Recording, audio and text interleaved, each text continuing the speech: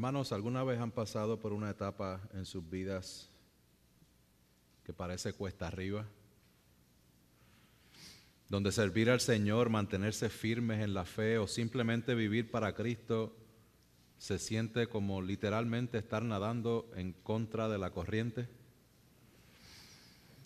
Hace casi 2000 años atrás, cuenta la historia real, de un pastor en la ciudad de Esmirna, esta ciudad que es mencionada en Apocalipsis capítulo 2, 3. Y aquí había un pastor llamado Policarpo, quien fue discípulo del apóstol Juan.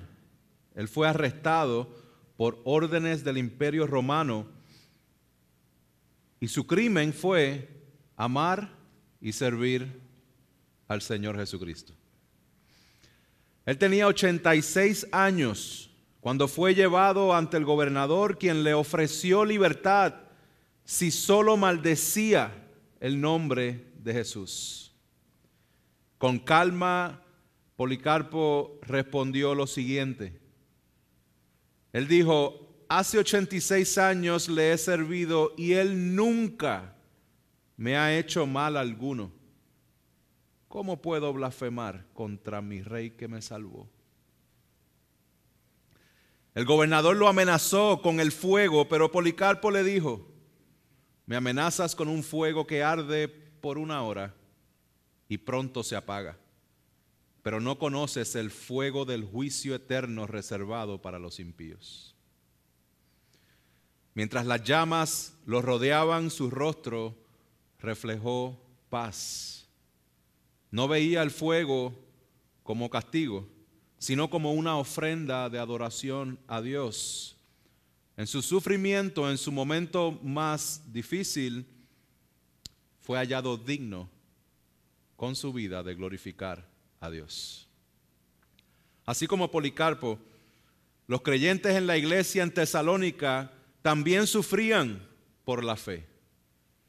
Pero Pablo no les da una carta adicional para decirles se va a acabar el sufrimiento, sino para dar gracias. Gracias a Dios, porque su sufrimiento no era señal de abandono de Dios, sino una evidencia de que Dios los preservaba para que fuesen dignos de su reino. En medio de la persecución, el apóstol Pablo no está orando para que se escapen del fuego, sino para que glorifiquen a Dios a través del sufrimiento. Iglesia, este es el argumento que les presento para este primer capítulo del libro de la segunda carta de Tesalonicenses.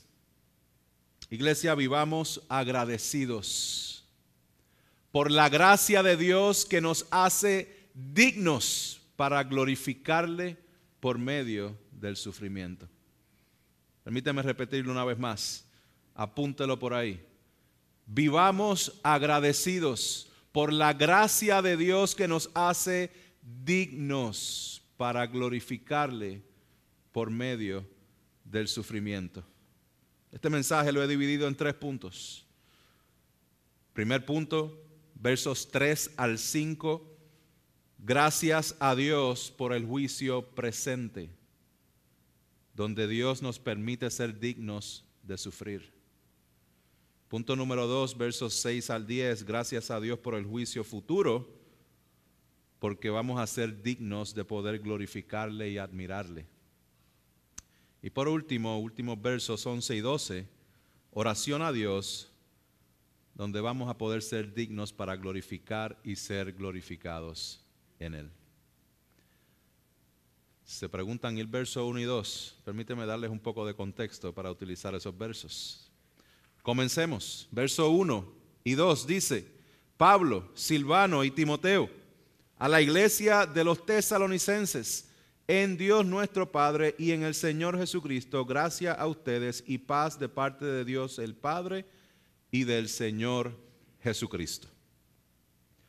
Nosotros no estamos haciendo la segunda carta de Tesalonicenses como un super descubrimiento de que Pablo les envió 2 cartas.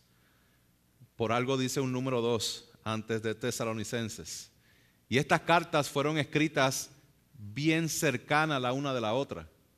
O sea, no pasaron muchos años, probablemente pasaron 2 o 3 meses. Pasó poco tiempo entre la escritura de la primera carta que acabamos de terminar de predicar la semana pasada a la escritura de la segunda carta. ¿Quién la está escribiendo? Pablo, Silvano y Timoteo. Los 3 amigos que fueron partícipes de esa plantación de iglesia allá en Tesalónica, nombrada en el libro de Hechos capítulo 17. Ustedes saben la historia. Saben que Pablo fue y predicó 3 sábados corridos y algunos creyeron. Algunos de los judíos creyeron, algunos de los temerosos de Dios creyeron, algunas mujeres creyeron y nace lo que es la iglesia en Tesalónica. Pero una vez nace la iglesia en Tesalónica, Pablo tiene que huir porque se levanta la persecución inmediatamente. Tan rápido se levanta que Pablo no puede ni despedirse de ellos. Y él en la angustia tiene que huir. Al tiempo él está pensando cómo estará la iglesia, cómo estarán los hermanos. Él envía a Timoteo para que le diga cómo están. Timoteo regresa y le da un gran reporte de que ellos están bien, están firmes en la esperanza.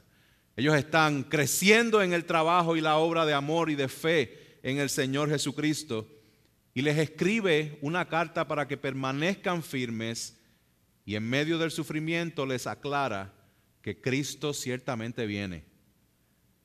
Los muertos en Cristo van a resucitar primero, los que estén vivos se van a encontrar con ellos en el aire para recibirle, pero aquellos que no están en Cristo recibirán castigo y no podrán evitarlo.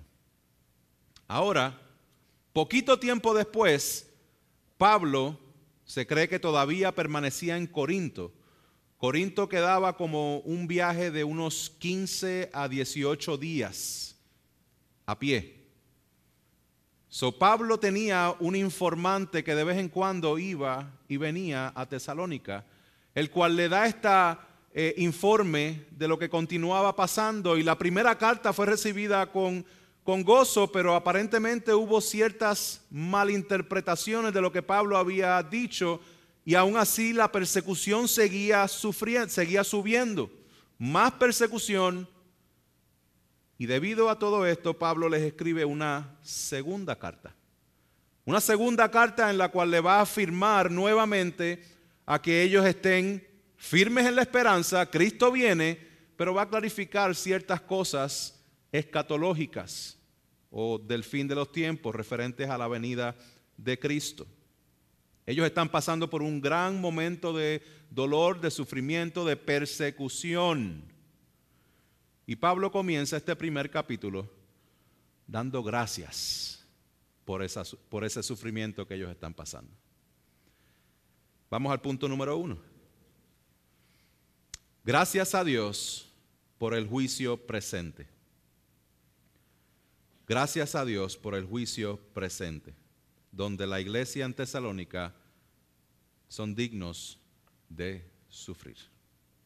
Vemos el verso 3 hasta el 5. Dice: siempre tenemos que dar gracias a Dios por ustedes, hermanos, como es justo, porque su fe aumenta grandemente y el amor de cada uno de ustedes hacia los demás abunda más y más. Por lo cual nosotros mismos hablamos con orgullo de ustedes entre las iglesias de Dios por su perseverancia y fe en medio de todas las persecuciones y aflicciones que soportan. Esta es una señal evidente del justo juicio de Dios, para que sean considerados dignos del reino de Dios, por el cual en verdad están sufriendo. Pablo comienza dando gracias. Gracias. Esta sección del 3 al 5 y la siguiente sección de los versos 6 al 10, toda esa sección es agradecimiento a Dios. Agradecimiento a Dios. Está cubierto de agradecimiento porque Dios está ejecutando un juicio presente, y gracias porque Él va a ejecutar un juicio futuro. Es importante resaltar que no es un agradecimiento superficial, sino es un profundo agradecimiento. Pablo siente la obligación de dar gracias por la obra de Dios en la iglesia de Tesalónica. ¿Cómo lo vemos? La Biblia textual, la traducción de la Biblia textual me ayuda a entenderlo un poco mejor, donde dice en el verso 3, estamos obligados, hermanos, a dar siempre gracias a Dios por vosotros. Pablo siente una obligación de darle gracias a Dios por un juicio presente. ¿Juicio presente? Déjame leértelo una vez más, específicamente en el verso 5, donde dice, esta es una señal evidente del justo juicio de Dios para que sean considerados dignos del reino de Dios por el cual en verdad están sufriendo. Pablo está dando gracias a Dios porque en medio del sufrimiento, ¿qué está sucediendo con la fe de la iglesia en Tesalónica? Dice el verso 3 que aumenta grandemente. ¿Qué más está sucediendo? Que el amor abunda más y más. Hermanos, Pablo está dando gracias porque en cierta manera esto es una contestación a la oración que él hizo en la carta anterior. Si usted se acuerda, en el capítulo 3 de la carta anterior, Pablo dice que el Señor los haga crecer y abundar en amor unos para con otros. La contestación de esta oración se está viendo contestada, está viendo viva en ese momento, y Pablo está dando gracias a Dios que en medio de la prueba la fe está creciendo abundantemente. La traducción significa más de la cuenta. ¿Cómo es esto posible? ¿Cómo es posible que en medio de más persecución ahora la iglesia tenga más fe y más amor? Pareciera ser todo lo contrario de lo que nosotros estamos acostumbrados a escuchar, donde muchas veces pensamos que los momentos difíciles son los momentos que nos destruyen. Mas sin embargo, el ejemplo bíblico que tenemos aquí es un ejemplo donde Dios está usando el sufrimiento para que el pueblo crezca abundantemente en la fe y en el amor. Déjame recapitular esto. La persecución había aumentado y el sufrimiento por la causa de Cristo era constante. Repito, sufrimiento por la causa de Cristo. No sufrimiento por nuestras metidas de pata. Sufrimiento por la causa de Cristo era constante, y aún en esas circunstancias la fe y el amor de la iglesia crecía abundantemente. Noten quién se lleva el crédito. Pablo dice, siempre tenemos que dar gracias a Dios. Dios es el que está orquestando el que su fe aumente, el que su amor aumente. Dios es el que está ordenando las cosas. Dios es el que está preservando la fe y la iglesia en Tesalónica. Y este es el juicio presente que está siendo efectuado sobre la iglesia en Tesalónica. Veamos una vez más.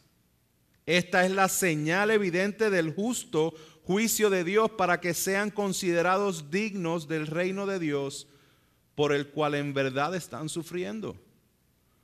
Esta es la señal evidente del justo juicio de Dios. ¿Cuál es esa señal? ¿Cuál es esa señal? Si nosotros leemos el verso 5 en vez de adelante hacia atrás, si lo leemos de atrás hacia adelante, yo creo que lo podemos ver un poquito más claro. Si pueden poner el verso 5, la última parte dice, en verdad están sufriendo. ¿Lo ven? ¿Lo ven en su Biblia? ¿Lo ven en la pantalla? En verdad están sufriendo. Vamos a leer la parte del medio. Para que sean considerados dignos del reino de Dios. Vamos a leer la primera parte. Esta es una señal evidente del justo juicio de Dios. Lo leo completo de abajo hacia arriba. Están sufriendo para que sean considerados dignos del reino de Dios. Y esta es una señal evidente del justo juicio de Dios. Vamos a desempacarlo. Están sufriendo. La iglesia está sufriendo. Hermanos, en ningún lugar en la Biblia se ofrece una vida libre de sufrimientos para el cristiano. Esa idea de que ven a Cristo para que el sufrimiento se vaya y para que todo mejore y para que estés más cómodo y para que... Búsquelo, no lo va a encontrar. No está en la Biblia. Inclusive Jesús dijo, acuérdense de la palabra que yo les dije. Un siervo no es mayor que su Señor. Si me persiguieron a mí, también los perseguirán a ustedes. El sufrimiento, en vez de ser algo que es extraño a la vida cristiana, es algo que es parte de la vida cristiana. No solo eso, sino que el sufrimiento por causa de Cristo es un privilegio. Y esta es la parte que no nos gusta. Esta es la parte que decimos, ay, eso de privilegio como que... Bueno, vamos a ver qué es lo que dice la palabra, porque Pablo le dice a los filipenses, lo cual Pablo planta a la iglesia en Filipos, justo antes de ir a Tesalónica, y él dice, porque a ustedes se les ha concedido por amor de Cristo no solamente creer en Él, sino también sufrir por Él. Se les ha concedido creer en Él y también sufrir por Él. Estas son las palabras del apóstol Pablo también en Hechos 14, 22, donde dice, es necesario que a través de muchas tribulaciones entremos en el reino de Dios. Esto es parte esencial de lo que es la vida cristiana. Inclusive Pablo ya se los había dicho a la iglesia en Tesalónica. Si vamos a la primera carta en el capítulo 3, versos 2 y 3, él les dice que él les envió a Timoteo, hermano y colaborador de Dios en el Evangelio de Cristo, para fortalecerlos y alentarlos con respecto a la fe de ustedes, a fin de que nadie se inquiete por causa de estas aflicciones. Mira lo que Pablo dice, porque ustedes mismos saben que para esto hemos sido destinados.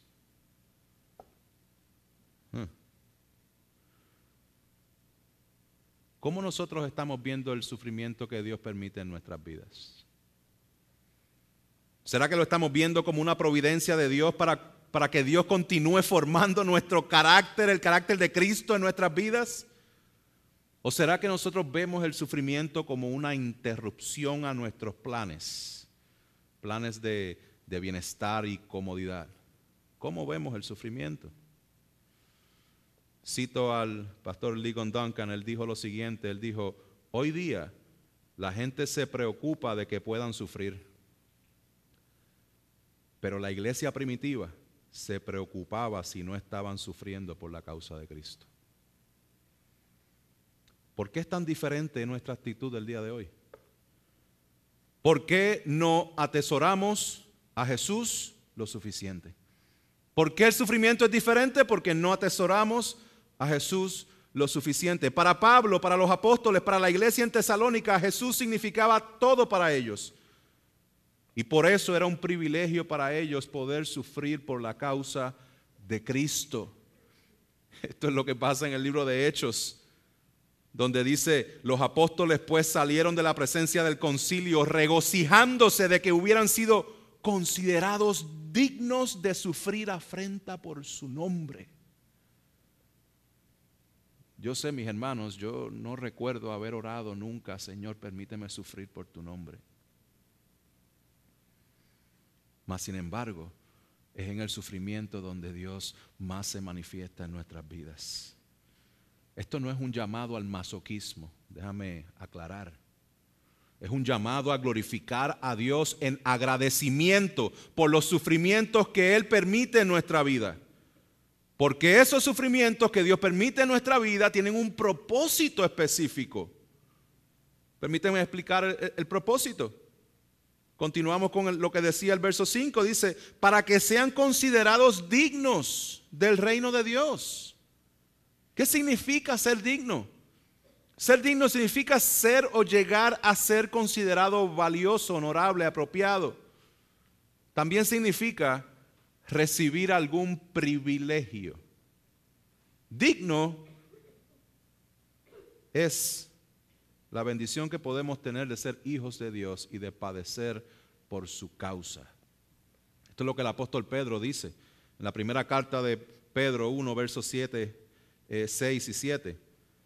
En lo cual ustedes se regocijan grandemente, aunque ahora por un poco de tiempo, si es necesario, sean afligidos con diversas pruebas, para que la prueba de la fe de ustedes, más preciosa que el oro que perece, aunque probado por fuego, sea hallada, que resulta en alabanza, gloria, honor y en la revelación de Jesucristo.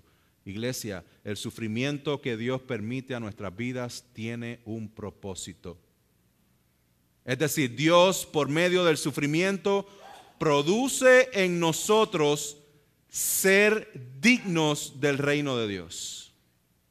Dios está produciendo el que seamos dignos del reino de Dios. ¿Qué significa esto? Hermanos, nosotros éramos algo, pero ahora en Cristo somos otra cosa.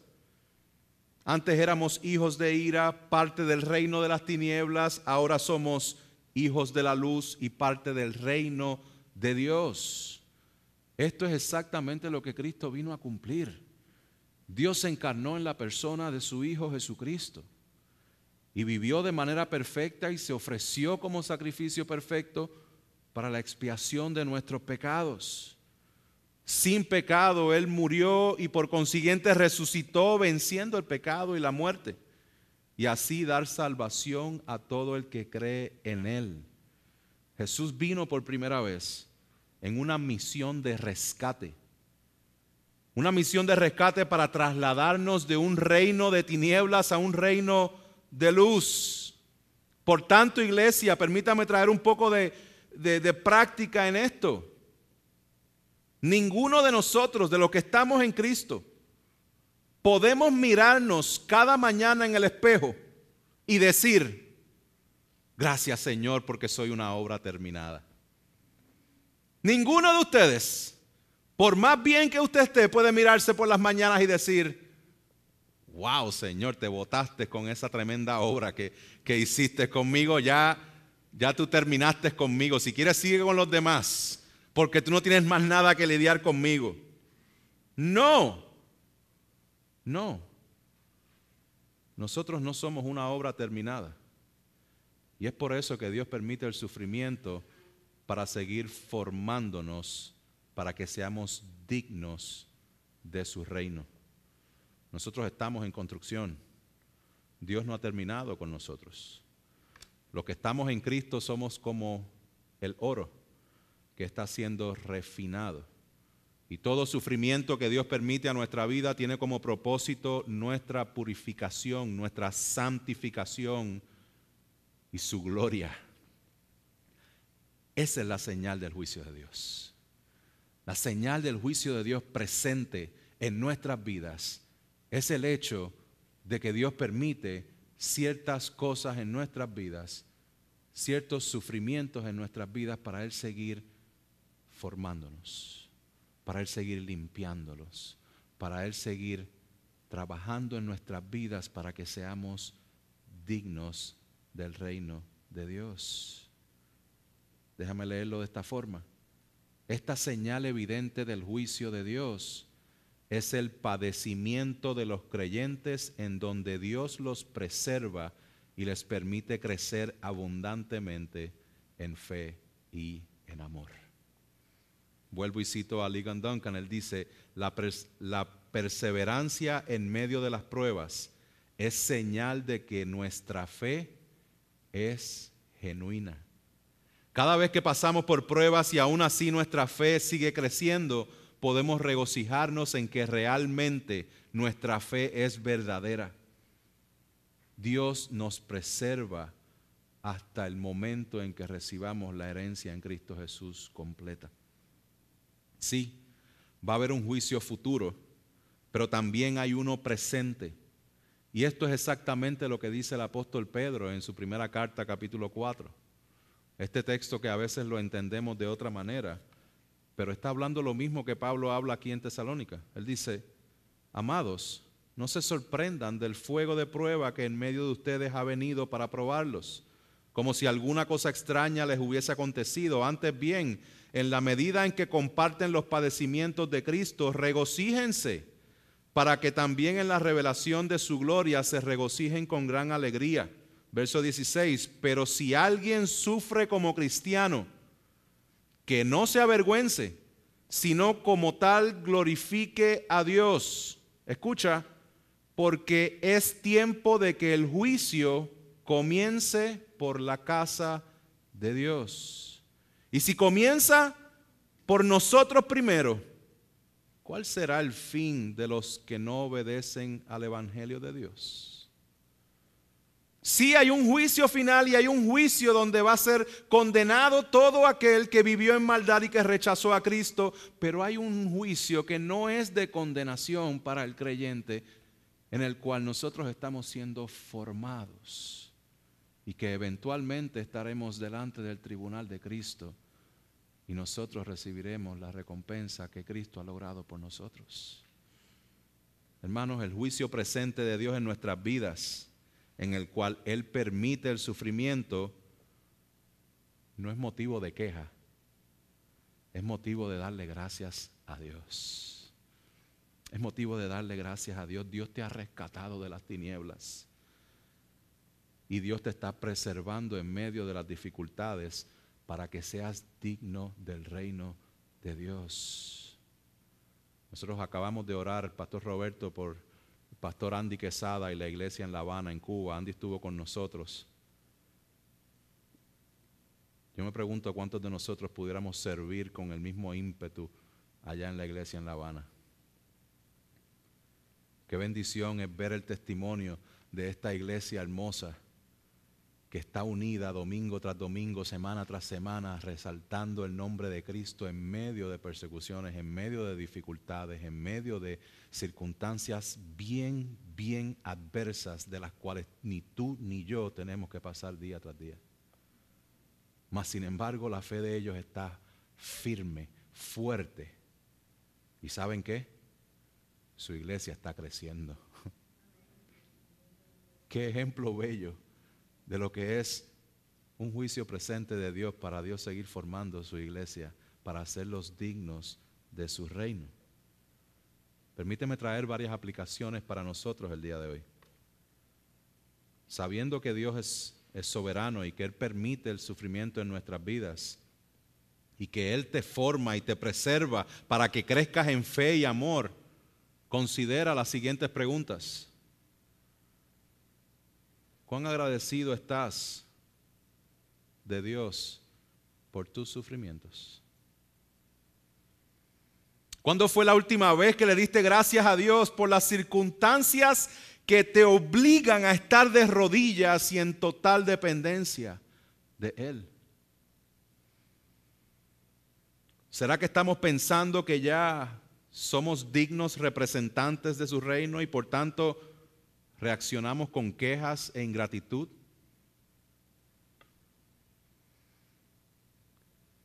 ¿Cuántas veces no has podido regocijarte cuando estás sirviendo dentro de la iglesia porque te estás quejando por aquellos que no están sirviendo?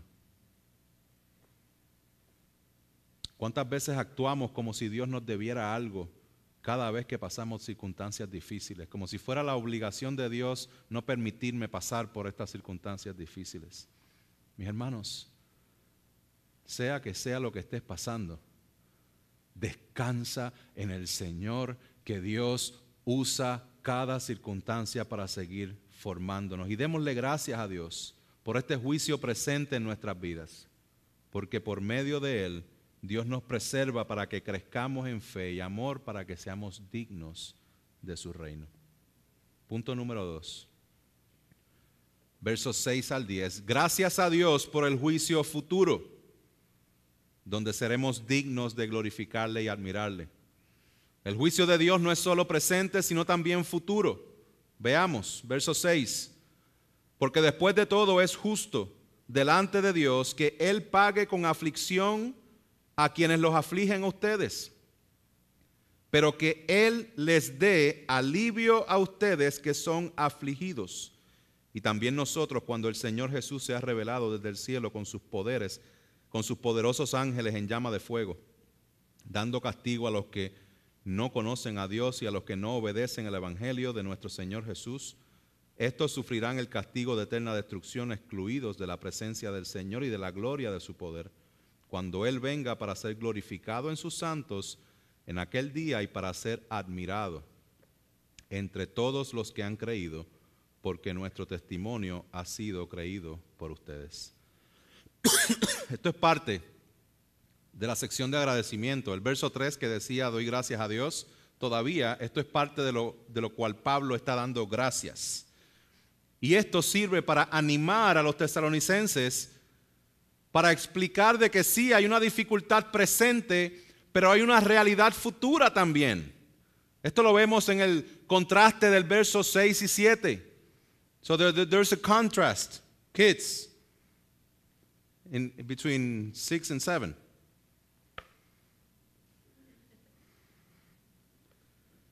El buen entendedor, pocas palabras faltan.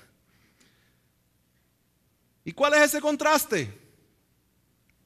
El contraste de lo que Dios va a hacer con los que están afligiéndolos a ellos y lo que Dios va a hacer con ellos. Vamos a verlo. Después de todo, es justo que Dios pague con aflicción a quienes los afligen a ustedes. Si el cristiano sufre aflicción por parte de impíos, si el cristiano sufre persecución por parte de ciertas personas, Dios no sería justo si dejara eso sin resolver. Hay un ánimo que todo creyente debe tener en el cual Dios ejecutará su juicio. Y esto nos ayuda a nosotros para que no tengamos la necesidad de nosotros tomar el papel de Dios y querer emitir juicio sobre otras personas. No, el Señor dice en su palabra, mía es la venganza, yo soy el que paga.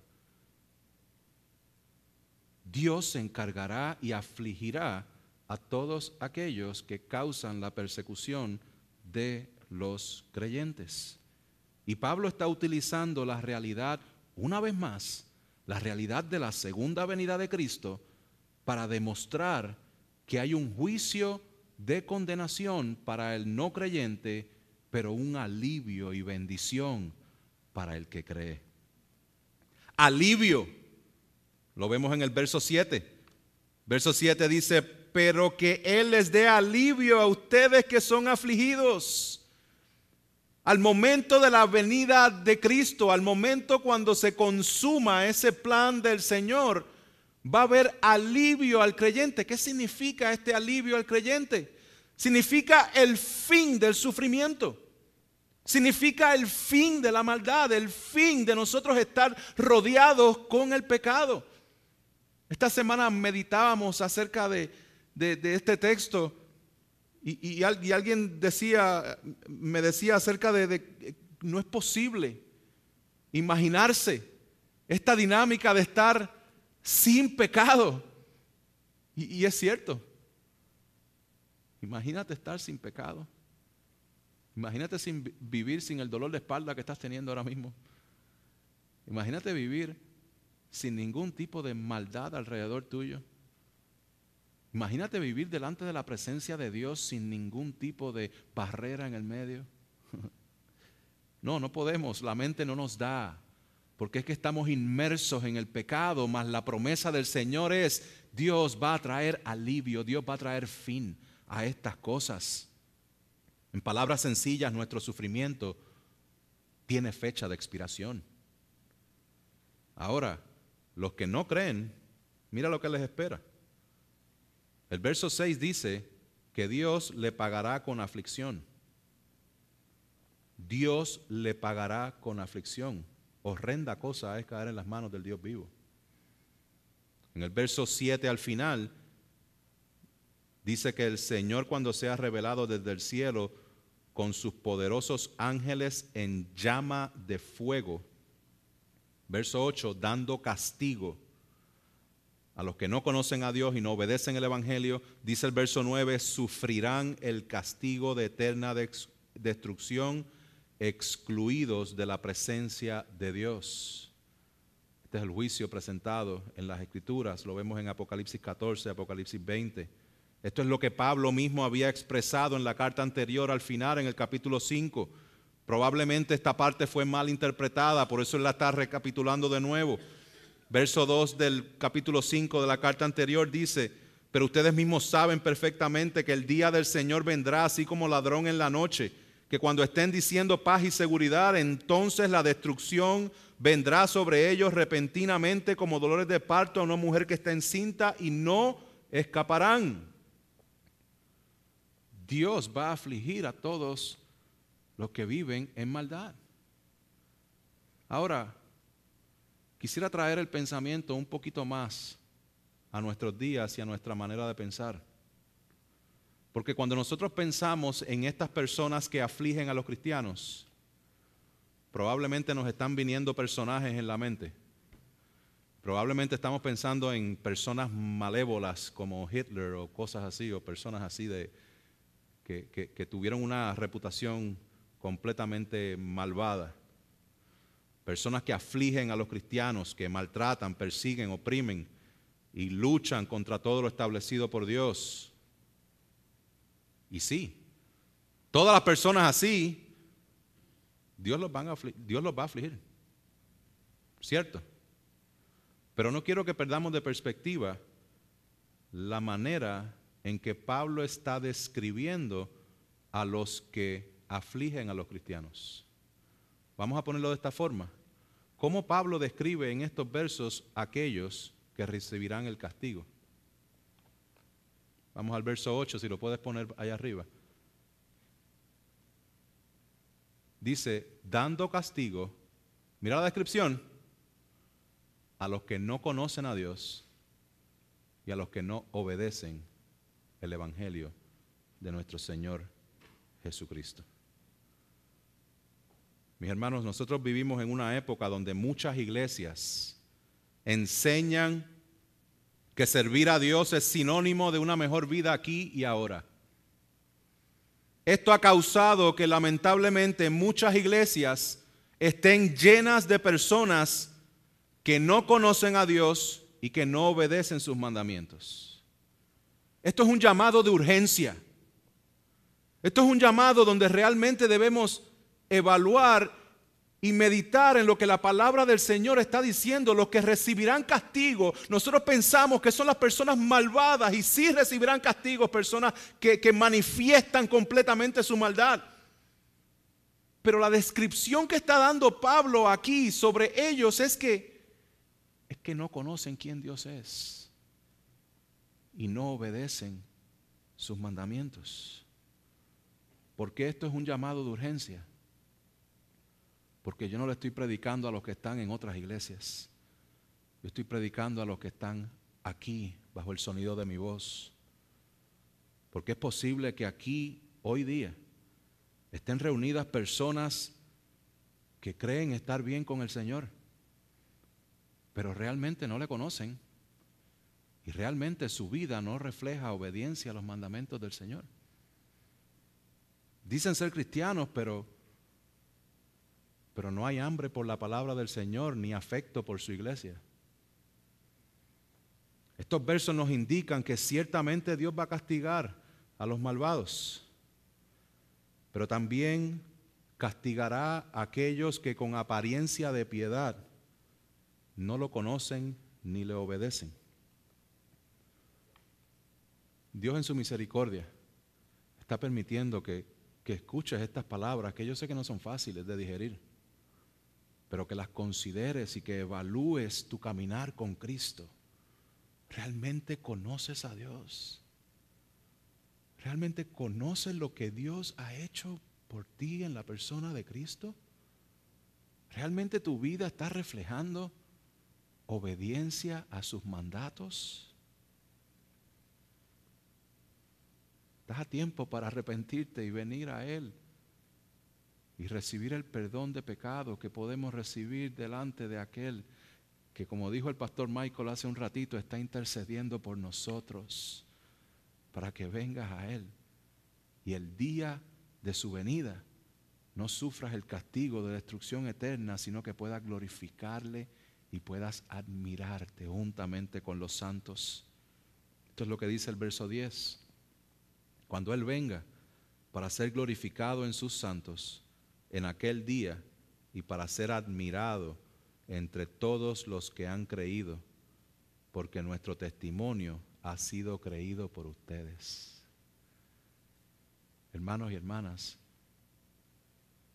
qué bendición el que podamos haber creído, haber recibido la palabra del Señor, donde vamos a poder glorificar el nombre de Dios en su venida, donde vamos a poder admirar su regreso.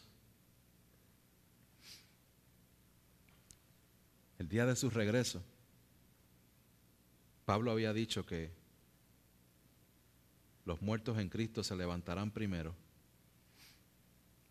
porque el Señor va a descender con voz de mando, con voz de arcángel y con trompeta de Dios. Las ovejas de Cristo oyen su voz. Y cuando Él venga con voz de mando, los suyos van a escuchar su voz, mientras el arcángel y la trompeta están anunciando el juicio que va a venir sobre los impíos. Hermanos, como dijo un teólogo en cierta ocasión, los cristianos de Tesalónica y nosotros hoy día podemos regocijarnos en que ciertamente veremos a Jesús glorificado y nos uniremos a Él en esa gloria. Esto es lo que esperamos con ansias. Esto es lo que nos va a permitir poder mirar hacia atrás el sufrimiento que pasamos y decir, valió la pena. Valió la pena. Por tal razón debemos darle gracias a Dios. Gracias porque Él permite juicio presente, pero gracias porque hay un juicio futuro. Gracias porque seremos glorificados y Cristo será glorificado en nosotros mientras admiramos su regreso. Punto número 3 y último. Pablo concluye con una oración a Dios.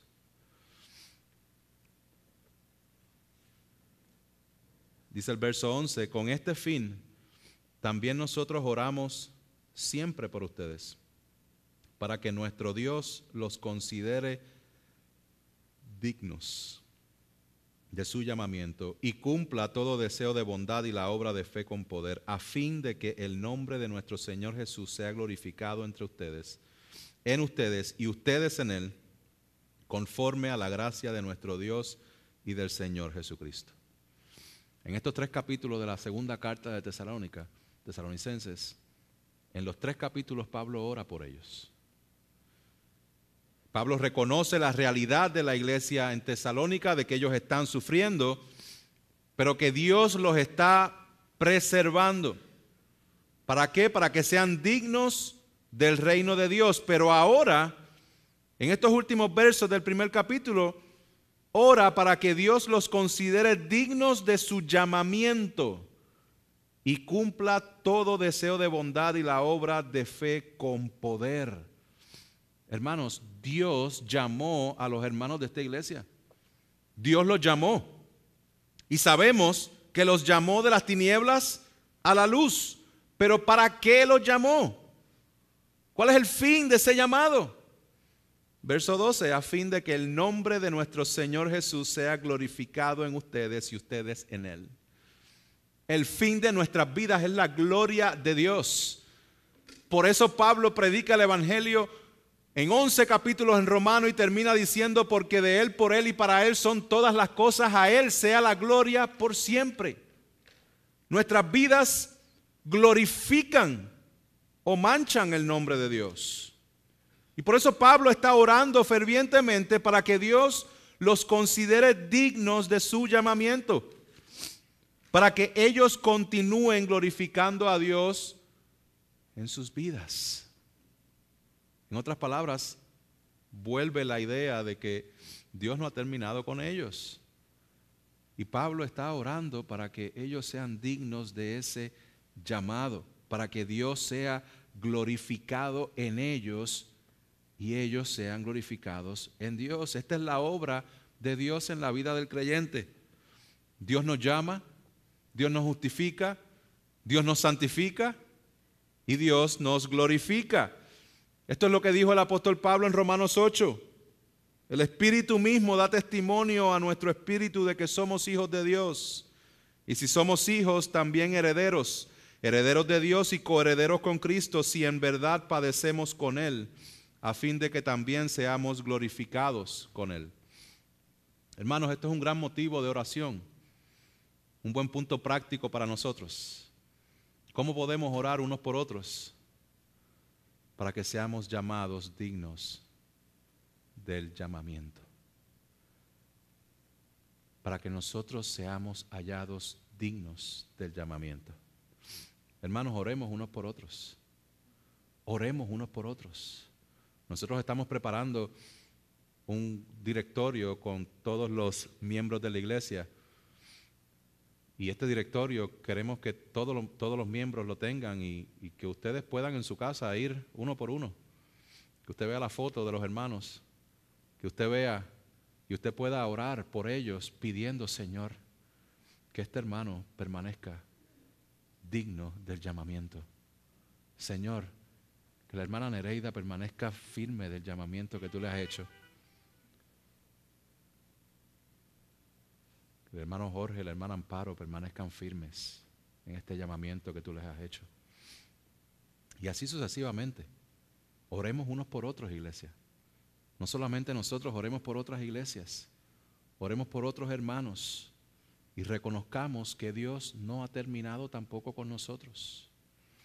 A mí me encanta la inscripción de la tumba de la esposa de Billy Graham. Si usted va, la puede visitar ahí en el Billy Graham Library. Puede ir a verlo. Si usted va a la tumba que está allí, la tumba dice, fin de la construcción. Gracias por su paciencia. Y eso es exactamente lo que nosotros debemos aspirar y reconocer.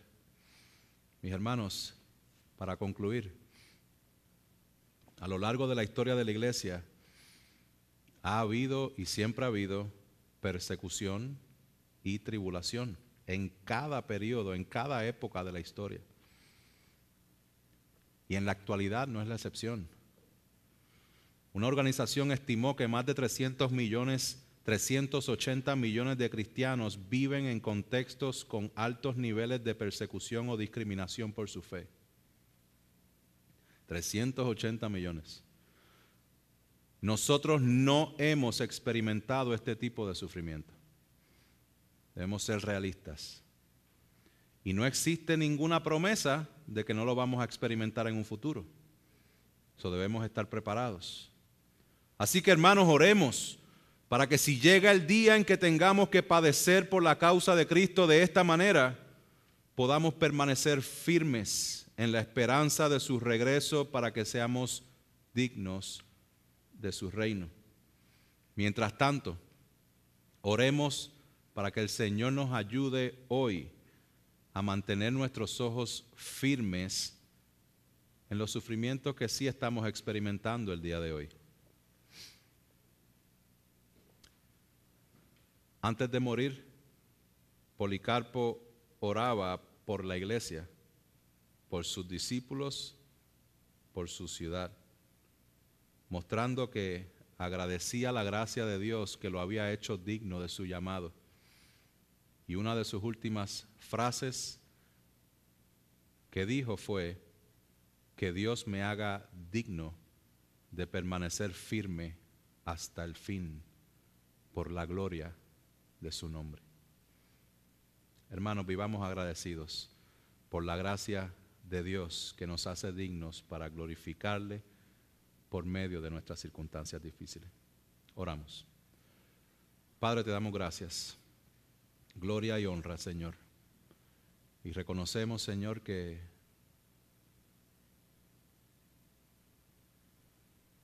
a veces no entendemos bien el porqué de nuestros sufrimientos. Y terminamos quejándonos, terminamos demandando de ti, Señor, que obres en nuestra vida y ciertamente ignoramos que siempre tú estás en control. Te pido, Señor amado, que nos permitas reconocer cada día que por medio del sufrimiento tú obras en nuestras vidas.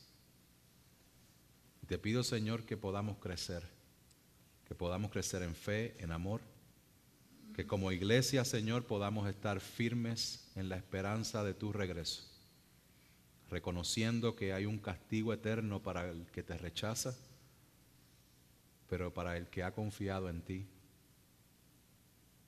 seremos glorificados en ti, tú en nosotros, y podremos admirar tu grandeza. Guíanos y ayúdanos en el nombre poderoso de Jesús. Amén.